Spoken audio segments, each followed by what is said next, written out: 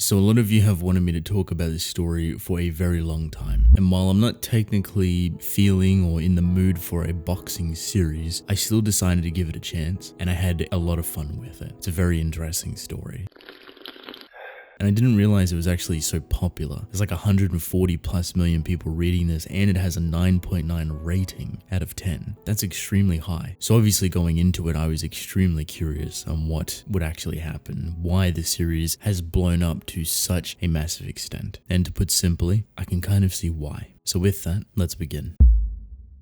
So the Boxer gives us three characters to work with, Yu, Jay, and Ryu. And our main central focused character is Yu. He's someone that is viewed as a little bit different. He is very quiet, he rarely talks, he's horrifically bullied. There's a lot of implication that his childhood was extremely rough, and he is expressionless, so to speak. He does not care about life or death, he kind of just exists.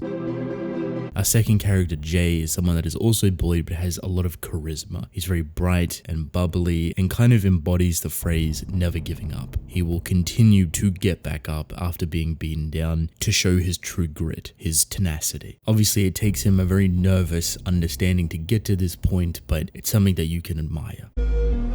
The last character, Ryu, is the bully that starts all of this. A white-haired young boy that is just monstrous, does not care about human life whatsoever, and is absolutely in love with fighting. This kid is quite literally a prodigy in the making, a monster, so to speak. He does not fight normally. He's very unorthodox. He's extremely quick. He can weave basically any punch, and he can dish it out just as hard. Our story starts with Ryu, our child bully who's within a boxing ring, basically showing off to everyone within this club. A legendary coach would walk in, known as Coach K, and he would be looking for his final student to train, a student that he can make into a world champion within the boxing era.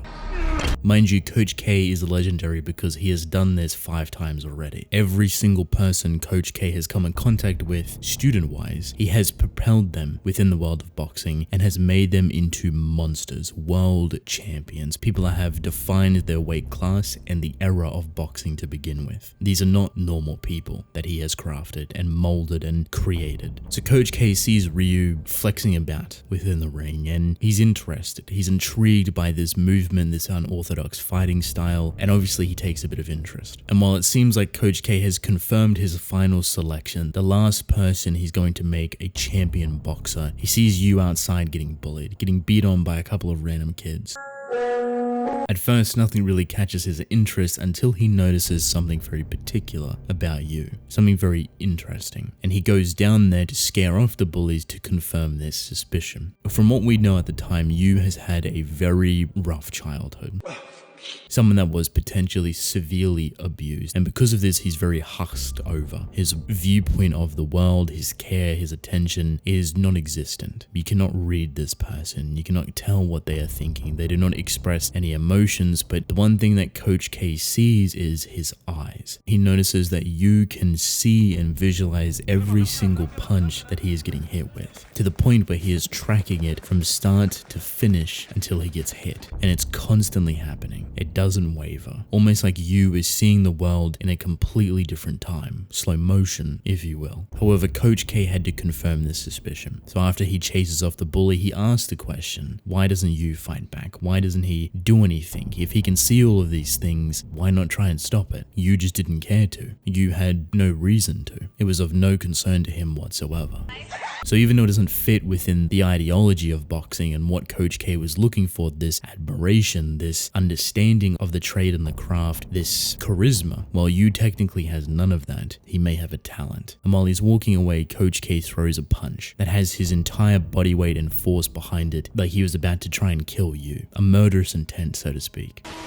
And Yu, even not even seeing this punch, manages to dodge it with ease and completely watches it in slow-mo as it traverses past his face. Mind you, this is a legendary coach that has trained champions and has only trained champions, has molded talent, prodigies, and geniuses into world-class monsters. Coach K is in disbelief. He threw a punch that would kill this teenage boy, and Yu dodged it with ease. He knew from that moment on that this was the person that he would make his last last and final student, the one that he would turn into a world champion. But obviously it wouldn't be that simple. He offers the proposal to Yu. Would he be interested in boxing? Would he be interested in becoming a world champion? And all Yu replies with is, would it be fun? Is hitting people fun? Of course, Coach K says yes, it is fun, and offers his a 1-month time period, teaching him 2 things, a boxing stance and a straight, basically a 1-2 combo. And that if he is interested, he will be here for a month to return and they will start. An altercation would eventually happen with Yu, Jay, and Ryu, where Ryu would start to bully Jay more and more, and then Yu would get into the picture. The reason for this is that Yu and Jay would actually kind of subtly befriend each other. It's more so one-sided, but Jay noticed that Yu was always by himself and started to strike up a bit of a conversation with him, started to talk with him, and just kind of enjoy his presence a little bit more. This would direct Ryu's attention to Yu, and Yu would start to get horrifically bullied, and Jay would be left behind. The climatic peak of this altercation would be where Yu, Jay, and Ryu are all kind of surrounding each other and they get into a fight. Yu is getting absolutely beat on, yet he does not care to fight back. But Jay comes in with charisma. He comes in with this tenacity that he is done with getting abused, he's done with getting bullied, and that he's going to fight back. And he stands up to Ryu, someone that he knows that he cannot defeat, but will keep getting up time and time again to fight him, to show his grit, to show his worth. Ryu even gives him an opportunity to opt out of this situation, that he will leave Jay alone, but this is not a part of his character. He wants to help Yu, someone that has technically taken his place. So he fights everyone there with very little to no boxing experience whatsoever, other than the words and the kindness that his boxing father, now retired, actually showed him. This doesn't end well for Jay. After going up against a couple of people, he goes face to face with Ryu, and as he thought, this boy is a completely different monster. Ryu is someone to not be taken lightly and completely obliterates Jay. This happens a couple of different times, and it sparks this thing within Yu. He sees something within Jay, something that he has never seen before, a light, so to speak, and he gets up, and he too starts to fight, but his fighting style is only what he mimicked from Coach K, the 1-2, the straight combo, and that's all it takes. He completely obliterates everyone else around him, and then he goes face to face with Ryu. See, Ryu is very confident in himself. He's barely been hit before, and he has no trouble with anyone within his age bracket or even older. So he sees Yu and he does not care whatsoever. He pulls out all the stops for him. He tries very hard. Yet it only takes one punch from Yu, and a very specific panel of Ryu seeing half of his face blown off and being knocked out completely. From here, Yu would go back to Coach K and to start his boxing career, only because he's seen something, some sort of light, some sort of power within Jay. And this is where the boxer would begin. Now, I apologize if that was a little bit long-winded. I felt like it had to be a bit more descriptive, kind of give you a better idea of what this story is, and even then I had to leave out a lot of things. The Boxer is a very interesting webtoon, and I was very curious going into it because it is by an author that I absolutely love, that has done one of my favorite series of all time, The Horizon. So I was curious on how this very intricate and beautiful understanding of characters and their emotions and their traumatizing experiences and how they tackle them would translate over to a boxing manga. I can say that it definitely is there. That expertise, that finesse that was in The Horizon is also within The Boxer. However, its environment does not invoke it as much. And I don't want to have a constant comparison between them, but I'll explain it like this. Even though the series is called The Boxer, it is barely about boxing. Now that may sound a little bit weird, but in the grand scheme of things, it actually makes a lot of sense. For me, boxing within this series is kind of more so a vessel. It is the transportation method for everything else. So the author's expertise, the brilliance behind their writing is characters, is their emotions, is their conflicts, their turmoils, their inner demons, their mentality, everything. Their understanding is one-to-one. They can make characters that are so unrealistic and so all over the place feel authentic and realistic. That is a hard thing to do.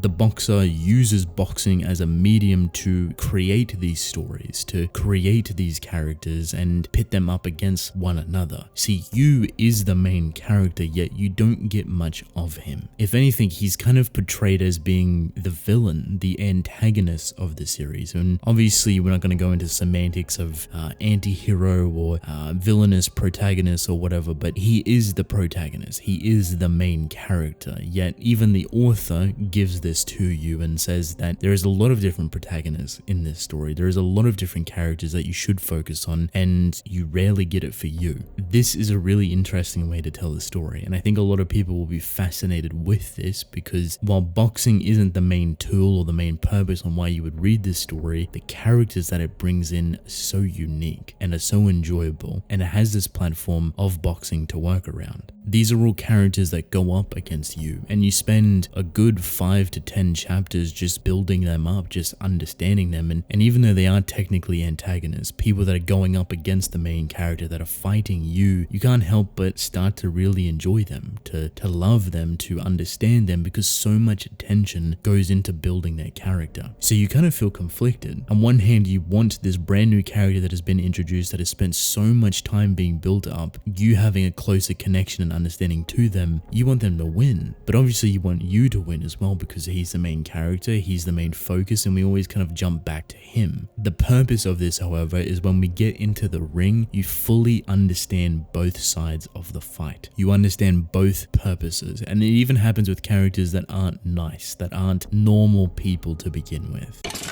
There's some very questionable individuals within this story that are just horrific, that do not care about human life, that do not care about anything really, but even them too, you will see a different side of them. And when they come into the ring with you, you see the full picture. This might sound very weird at first, but there is a bigger reason why this actually happens, and it's because of what Yu is to begin with.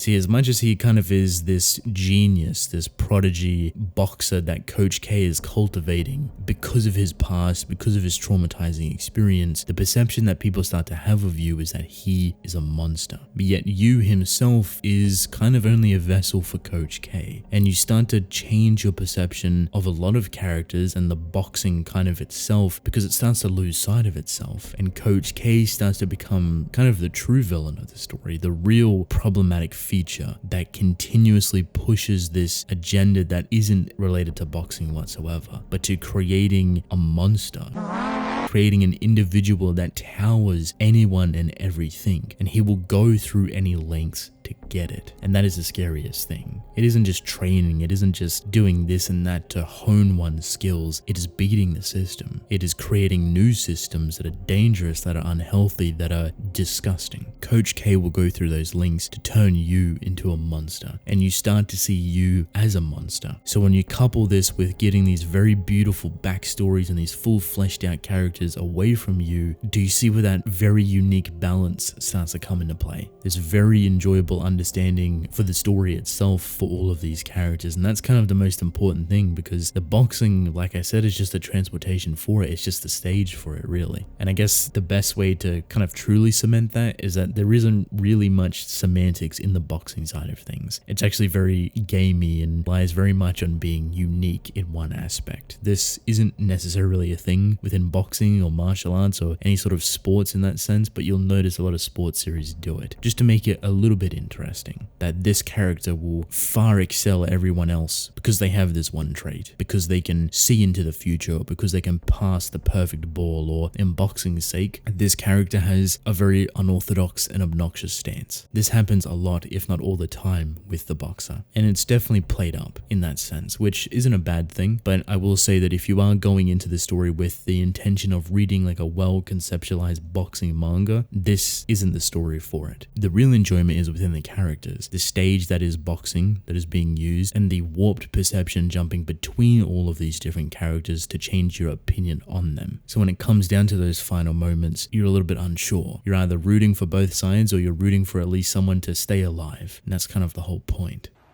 I think there's a lot of beautiful things within the Boxer. I think there's a lot of attention to detail, a lot of emotion, a lot of heart, especially within these characters. You and Jay specifically are some of the most well crafted, but they're not the only ones. Side characters are relevant characters, even have a lot of understanding put into them, a lot of time put into them, so you as a reader can understand. This is what the author is known for. This is what they're great with. It's providing this sense of clarity for characters and their emotions and their trauma. Every character has that kind of uphill battle, and how they get introduced to boxing, how they get introduced to the world, and how they will eventually rise up and fall against the very monstrous you. I really enjoy it, but I do think there's a handful of, I don't want to say negatives, but just weird kind of pockets of storytelling within here. The narrative has no sense of time, and this is kind of a big issue that I think a lot of people will either have a really big problem with or just not notice whatsoever. Like, there is points where 6 months will pass, where 2 years will pass, and you will barely notice. Not only because the characters rarely change in their visual depiction, but also it's so natural. So very casually and naturally 2 years will pass. The only way that you will know is if the story actually tells you, which it has to, because you don't really notice it. This is also doubled down by the fact that you don't see every single boxing match, which is perfectly fine, but it adds to this sense of time warpness that you just can't really get a good grasp on. Obviously, you're not going to see every single fight. You're not going to see every single build up to these moments, and at certain points it kind of just flies past them and may not even acknowledge them or recognize them whatsoever. This too directly fuels into this odd perception of time. I think this is a difficult thing to portray within boxing, and if you aren't showing the boxing within its raw intent, I think it's something that you just have to kind of cop, really. There's not all two ways to maneuver around it or to avoid it completely. And because the boxing doesn't go into that much detail with the boxing side of things, and someone even gamifies it or makes it unique in certain aspects, it definitely struggles to keep that coherency. You add in flashbacks and jumping between different characters, and it's definitely very easy to get lost, that's for sure. The very last thing that I want to mention is you, the main character. As much as I love this style of storytelling, I think it's very interesting to indulge within. A lot of people may not be comfortable with it. Basically, give it some time. You is the main character, but because we jump all over the place with all of these other characters, it can be very easy to get lost once again. But I promise you, these characters that you jump towards usually have very unique and enjoyable and just fun stories to understand. And you'll fall in love with them very easily, because that's what the author is known for, and that's what they're good at doing. If you're able to be flexible in that department and come to kind of enjoy this jumping around style of storytelling, even though it is somewhat controlled in its direction and where it wants to go and how much it wants to give you, it all leads back to a very specific point, to that boxing match, to that final fight with you and the character that you've just learned about for the past 10 chapters. It may take a little bit to get used to, but once you do, it's very enjoyable. Adds a lot of flexibility with how much you learn and understand, and even changes your perception on a lot of different characters. Past the halfway point, the story shifts in that focus, and your perception of characters that you used to like start to change a little bit. Coach K specifically, and potentially even the main character, you. It starts to open up on itself a little more. It starts to explore different things. It starts to play upon different concepts. If any or all of this sounds interesting to yourself, or maybe you just want something new to read, I highly recommend checking out the Boxer. I think a lot of you will probably enjoy it.